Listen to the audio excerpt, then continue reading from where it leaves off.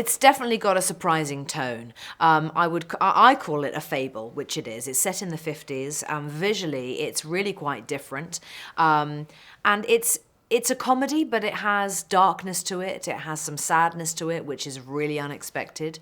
And it's set in this small town, so it's got this wonderful kind of small town gossip atmosphere to it as well. And I play a woman, Tilly Dunnage, who was ostracised by the town at the age of 10. She was sent away, separated from her mother, Molly, played brilliantly by Judy Davis. And the story begins when she returns, having lived a whole life elsewhere in Europe and become a couture dressmaker.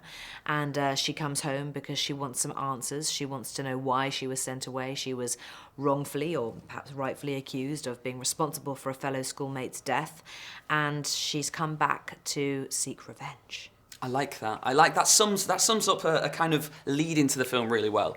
For me, there's so many things I wanted to talk about, because I think it follows a lot of Australian cinema really well, in that it's a little bit mental. In a way. It's unhinged. It is. I went into it expecting maybe a bit of a rom-com, a bit of Australian comedy. We've all seen things like Priscilla, Queen of the Desert, Strictly Ballroom, those kind of films. Yeah. And then there is a point in the film where it turns and becomes a little bit mental. Yeah. And did that attract you to the film, the kind of madness of Australian cinema? It did. And I think that it's so lovely to see films like this one taking complete creative license and doing something utterly bonkers, like Hugo Weaving being arrested wearing a matador costume. It's a fantastic scene. And I would say to Hugo, do you know exactly what's happening in this moment? And he would say, well, I think I do, darling. But yeah, we were not going to go into the reasons why he's being arrested, because they're also surprising and very funny as well.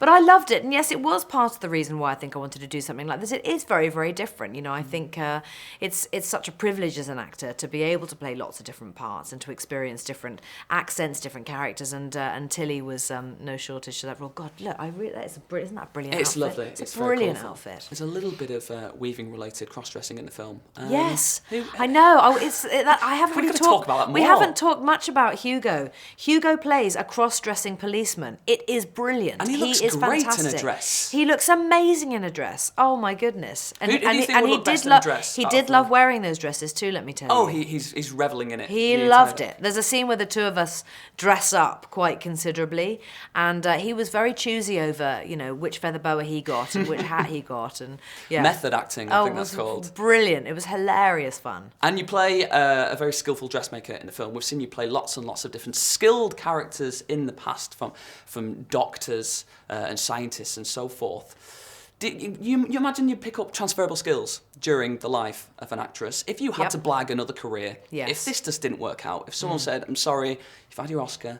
you made some fantastic work, but now it's time to get a real job, so to speak. Oh my God. What would you turn your hand to? What would you like to do? Could you bring up the hem of these obscenely short trousers? Yes, I could absolutely hem those trousers for you, no problem. And I could do it with invisible stitching. Oh, fantastic. I could actually.